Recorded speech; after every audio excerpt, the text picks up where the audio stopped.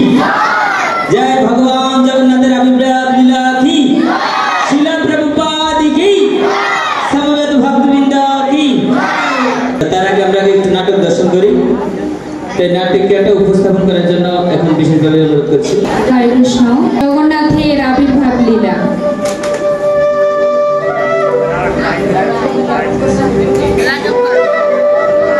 অবন্তীনগরীতে সত্যযুগে মহারাজ ইন্দ্রদম্ন নামে একজন রাজা ছিলেন। তিনি যদিও রাজা তবুও তিনি একজন মহান ভগবত ভক্ত ছিলেন এবং তিনি ভগবান দর্শনের জন্য অত্যন্ত বেকুল হয়ে উঠেছিলেন। সত্যযুগে ধ্যানের মাধ্যমে হৃদয়ে ভগবানকে দর্শন হয়। সত্যযুগের যুগ ধর্মই ছিল ধ্যান। ধ্যানের মাধ্যমে ভগবানকে দর্শনের যে প্রক্রিয়া সেটি ছিল সময় সাপেক্ষ ব্যাপার। হাজার হাজার বছর ধরে এভাবে ধ্যান করার মাধ্যমে অবশেষে ভগবানের কৃপার প্রভাবে হৃদয়ে ভগবানকে দর্শন সম্ভব। তো ইন্দ্রদম্ন মহারাজের পক্ষে রাজ্যের বাহিরে গিয়ে ধ্যান করা সম্ভব ছিল না। মন্ত্রীরা কিছুতেই যেতে দিচ্ছিলেন না।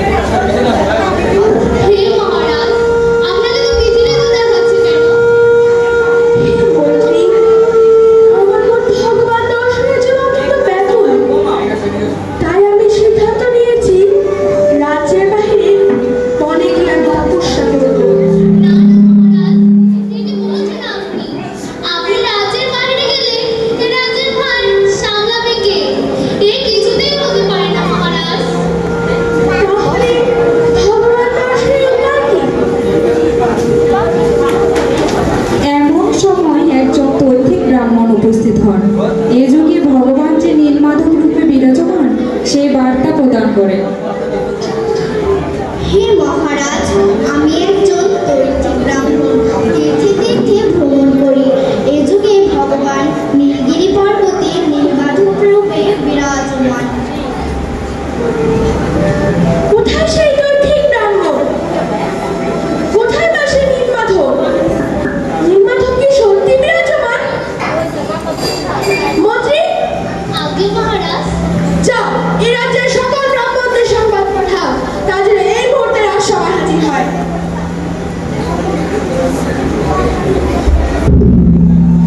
সংবাদ পাহো, সংবাদ পাহো, সংবাদ পাহো।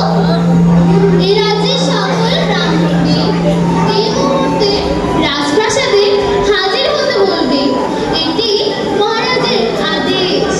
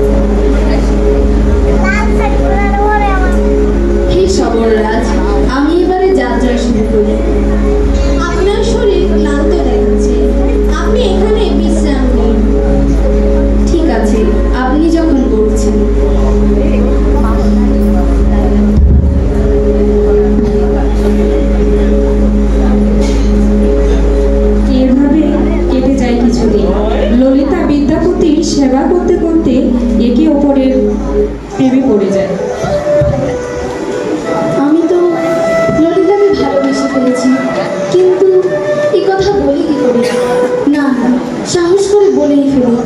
ললিতা, ললিতা, আপনি কেন আমাকে ডেকেছেন? ললিতা, আমি তোমাকে বিবাহ করতে চাই। কে কি বলছেন? আপনি একজন ব্রাহ্মণ আর আমি একজন সবল কন্যা। এই সমাজ আপনাকে ধিক্কার দেবে। আপনি বরং আমার পিতাকে বলুন।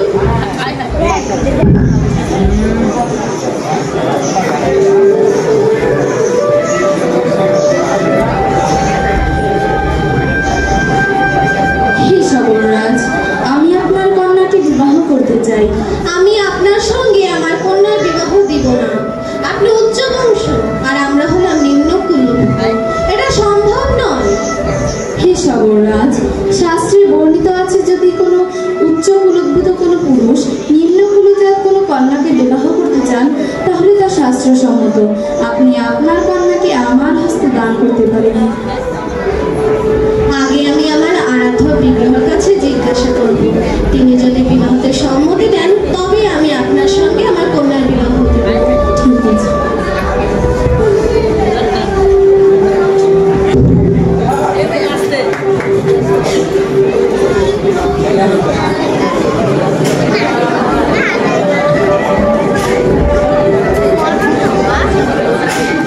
হে ভগবান, আমার একমাত্র কন্যা ললিতাকে বিবাহ করতে চান এক নবজ্ঞান ব্রাহ্মণ যুবক।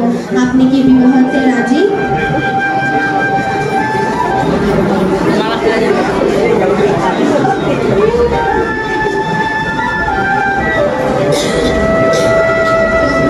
আপনি তাহলে বিবাহতে রাজি?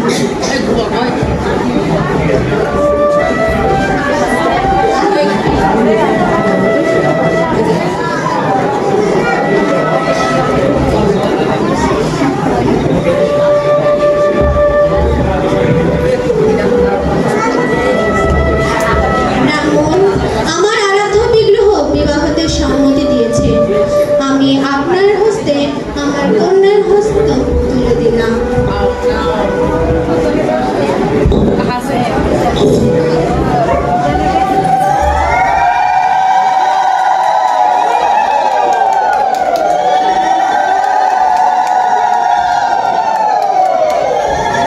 তোমরা সুখী হও মা, তোমাদের আমি আশীর্বাদ করি।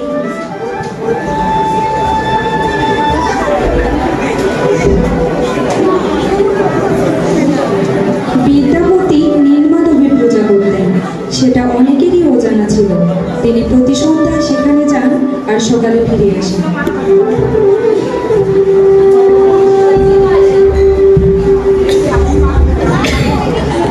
ললিতা, ললিতা, তোমার পিতা প্রতিদিন কোথায় যান? সন্ধ্যায় চলে যান, ভোরে চলে আসেন, আর শরীর থেকে চন্দনের সুগন্ধ বের হয়। না পুতিদেব, আমি বলতে পারবো না, তাহলে তো আমার পিতা আমাকে মেরেই ফেলবে। ললিতা, আমি এখন তোমার স্বামী। স্বামীকে মনে সব কথা খুলে বলতে হয়। তুমি বলো আমাকে। আপনি আমার পিতাকে বলবেন না তো? আমার পিতা নির্মম হয়ে পূজা করেন। এই তো দিয়ে দিয়েছি ললিতা, তুমি তোমার পিতাকে বলো আমিও তার সঙ্গে নীলমাধবের দর্শন করতে যাব। আমিও তার সাথে নীলমাধবের দর্শন করতে চাই।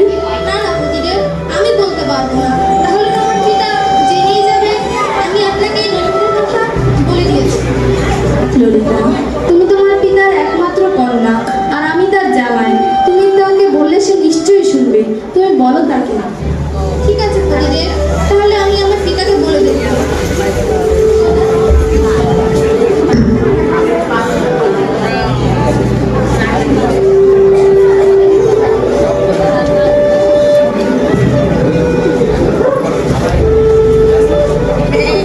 পিতা, তোমার একমাত্র জামাই নীলমাধবের দর্শন করতে চায়। কি? তুই ওকে নীলমাধবের কথা বলে দিয়েছিস? হ্যাঁ পিতা, তোমার একমাত্র জামাই নিয়ে যাও না। যাবো না আমি ওকে নিয়ে।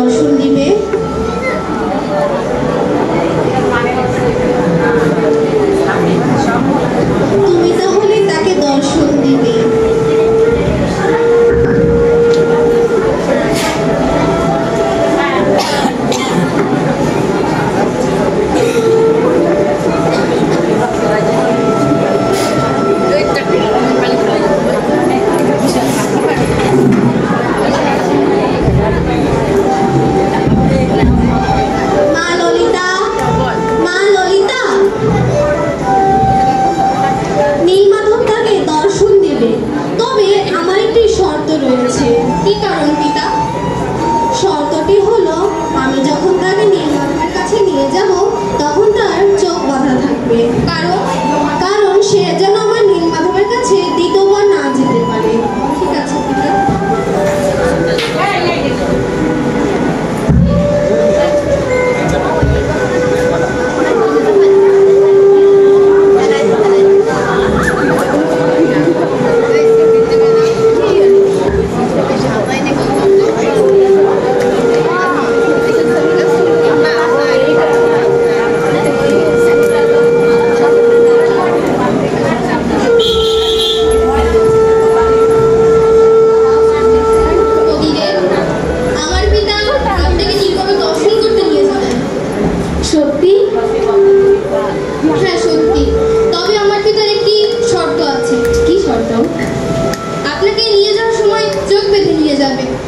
সেখানে আপনি দ্বিতীয়বার না যেতে পারেন। আমাকে কিছু সরিষা দাও।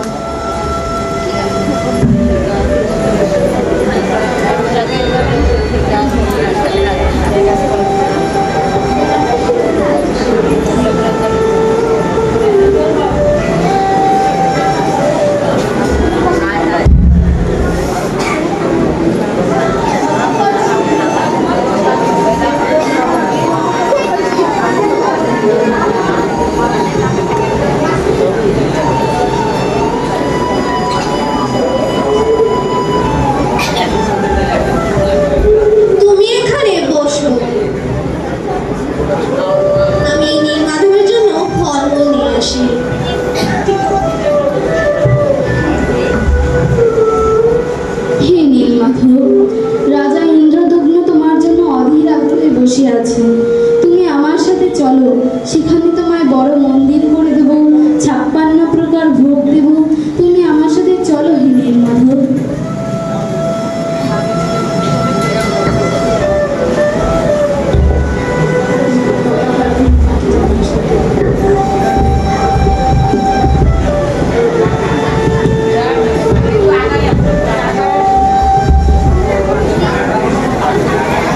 বিশ্ববসু, আমি দীর্ঘকাল তোমার সেবা গ্রহণ করেছি। এখন আমি রাজা ইন্দ্রদম্ন দ্বারা সেবিত হতে চাই। সেখানে বড় মন্দির প্রতিষ্ঠা করবে, আমাকে প্রতিদিন 56 প্রকার ভোগ নিবেদন করবে। কি তুমি বড় মন্দির পাওয়ার লোভে, ভালো ভালো ভোগ পাওয়ার লোভে আমার সেবা তুমি গ্রহণ করবে না? যত সব নষ্টের গোড়ায় জামাইটা, আজ তো তোকে মেরেই ফেলবো। না, মেরে ফেললে তো আমার কন্যা বিধবা হয়ে যাবে। তোকে জঙ্গলে বেঁধে রেখে আসবো।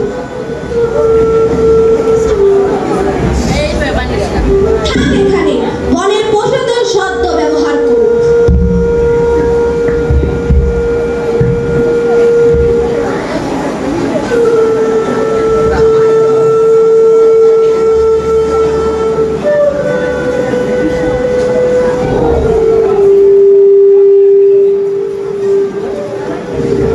পিতা, আপনার জামাই কই?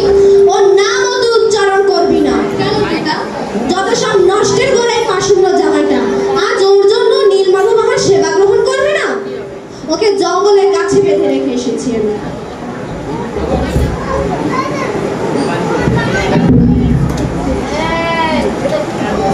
পতিদেব, পতিদেব, আপনি কোথায়? পতিদেব, পতিদেব, আপনি কোথায়?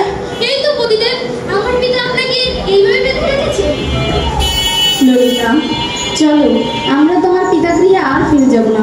চলো আমরা অবন্তী নগরে চলে যাই।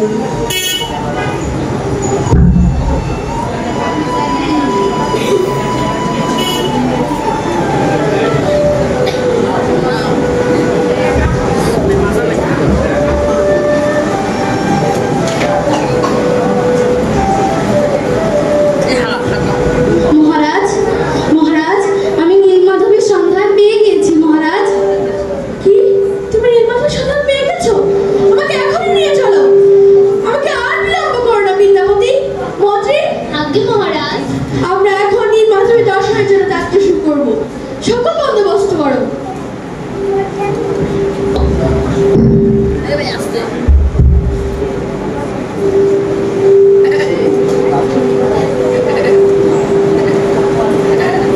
নীলগিরি পর্বতে পৌঁছানোর ঠিক মুহূর্তে প্রচন্ড ঝড় বৃষ্টি শুরু হয়, আর সেই ঝড়ে সবকিছু একাকার হয়ে যায়।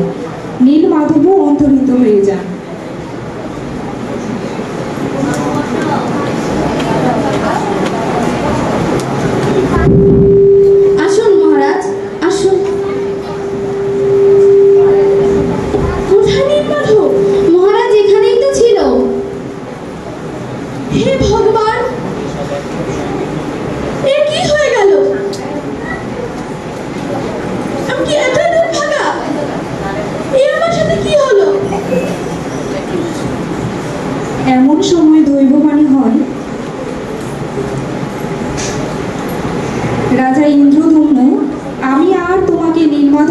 দর্শন দেব না, আমি তোমাকে জগন্নাথ রূপে দর্শন দেব।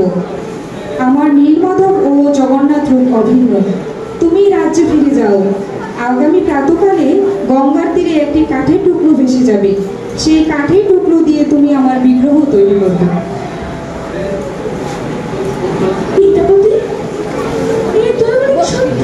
হ্যাঁ মহারাজ, চলুন আমরা রাজ্যে ফিরে যাই। ঠিক আছে, চলো।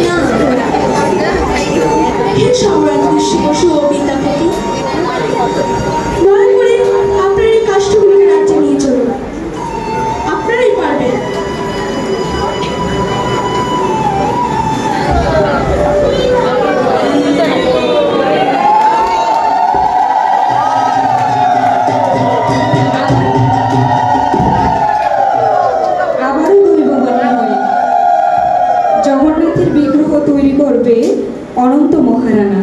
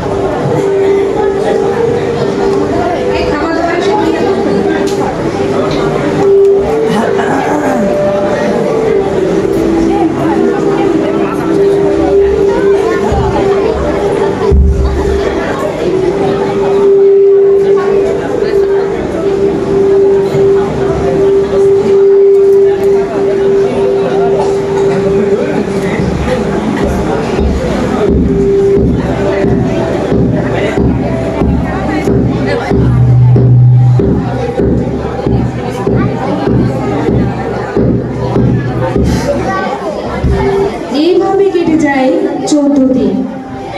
পঞ্চদশতম দিনের ভিতর থেকে আর কোনো শব্দই আসছে না।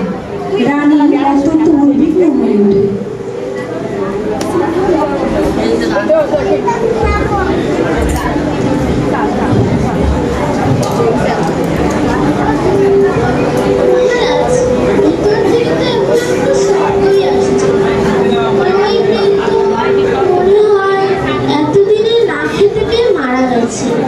আপনি একবার দরজাটা খুলে দেখুন। না রানী, সে বৃদ্ধ আমাকে এখন সেই পর্যন্ত দরজা খুলতে না করেছে। আমি কি সে দরজা খুলতে পারি? এটা আমি কিছুতেই পারবো না রানী। মহারাজ, আপনি একবার আমার কথাটা শুনুন না। ওই বৃদ্ধ মনে হয় মারা গেছে। আপনি দরজাটা খুলে একবার দেখুন না। হে রানী, তোমার কথা যুক্তিসম্মত। আচ্ছা, আমি একবার সেই দরজা খুলে দেখছি।